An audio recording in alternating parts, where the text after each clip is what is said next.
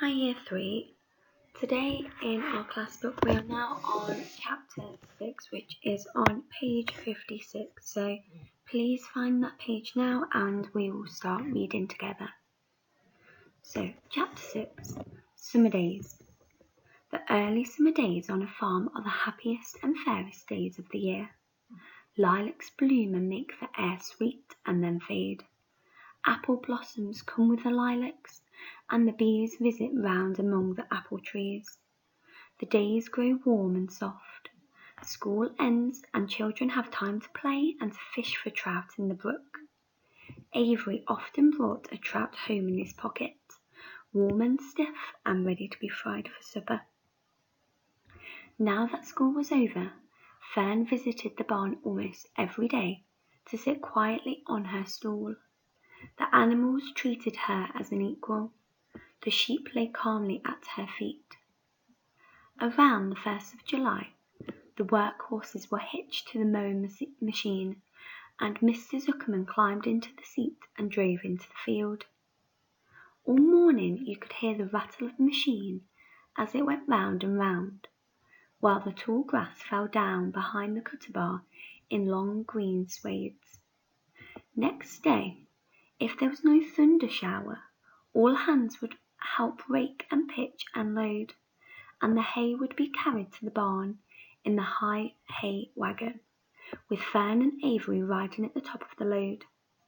Then the hay would be hoisted, sweet and warm, into the big loft, until the whole barn seemed like a wonderful bed of timothy and clover. It was fine to jump in, and perfect to hide in. And sometimes Avery would find a little grass snake in the hay, and would add it to the other things in his pocket. Early summer days are a jubilee time for birds. In the fields around the house, in the barn, in the woods, in the swamp, everywhere love and songs and nests and eggs. From the edge of the woods, the white-throated sparrow, which must come all the way from Boston, calls, "Oh, Peabody, Peabody, Peabody!" On an apple bough, the phoebe teeters and wags its tail and says, "Phoebe, Phoebe!"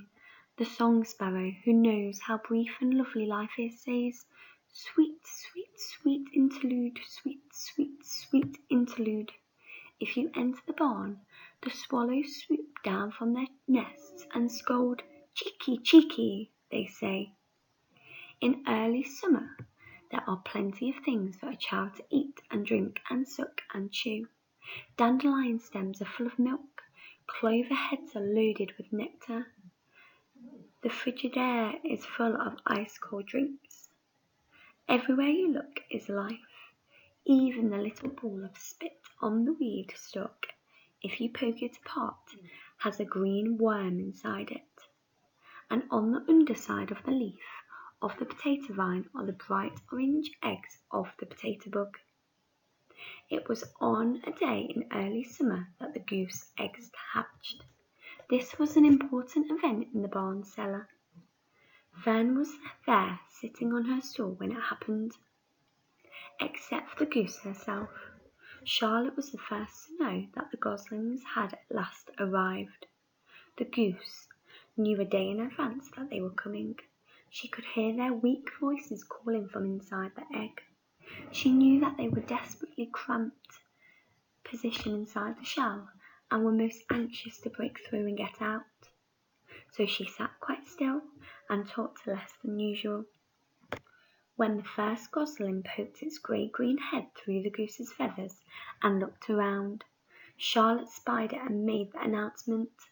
"I am sure," she said, "that every one of us here will be gratified to learn that after 4 weeks of unremitting effort and patience on the part of our friend the goose, she now has something to show for it. The goslings have arrived.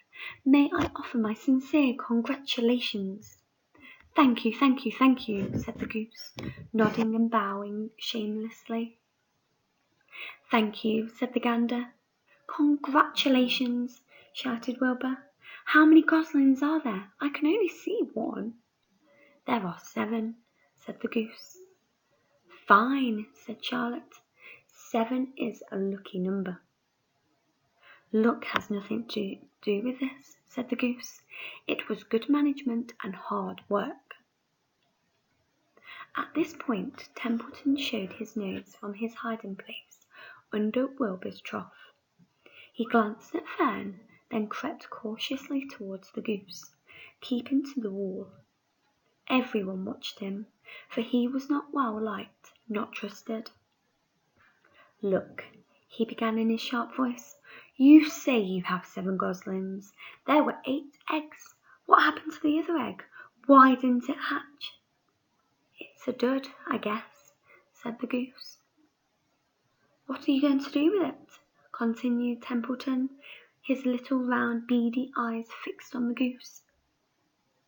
You can have it, replied the goose. Roll it away and add it to that nasty collection of yours.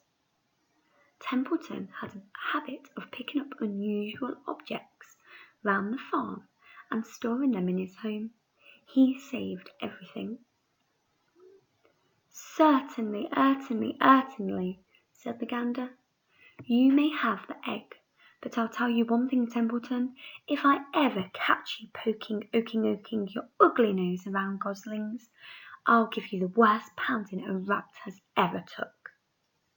And the gander opened his strong wings and beat the air with them to show his power. He was strong and brave, but the truth is, both the goose and the gander were worried about Templeton, and with good reason. The rat had no morals, no conscience, no scruples,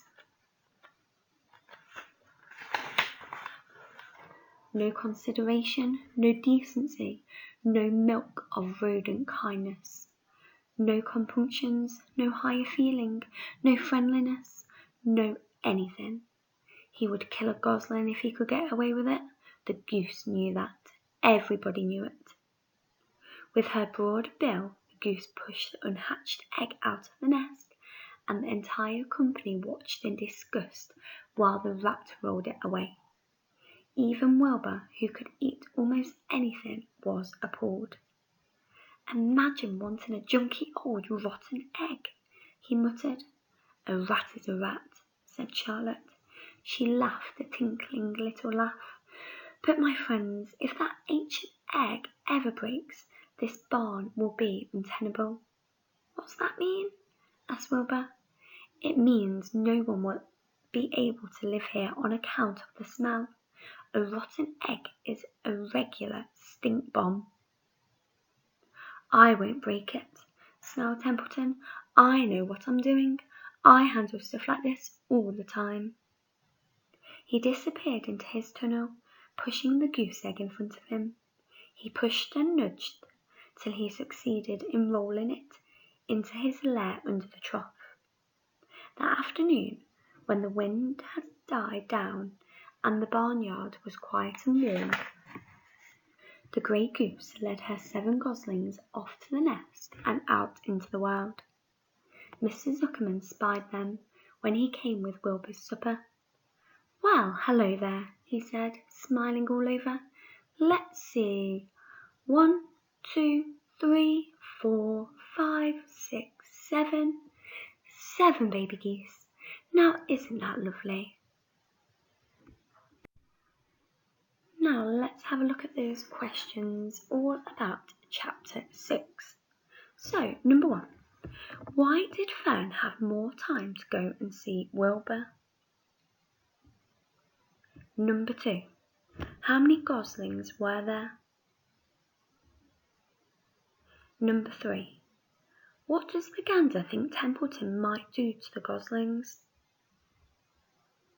And number 4. Why does the goose let Templeton have the 8th egg?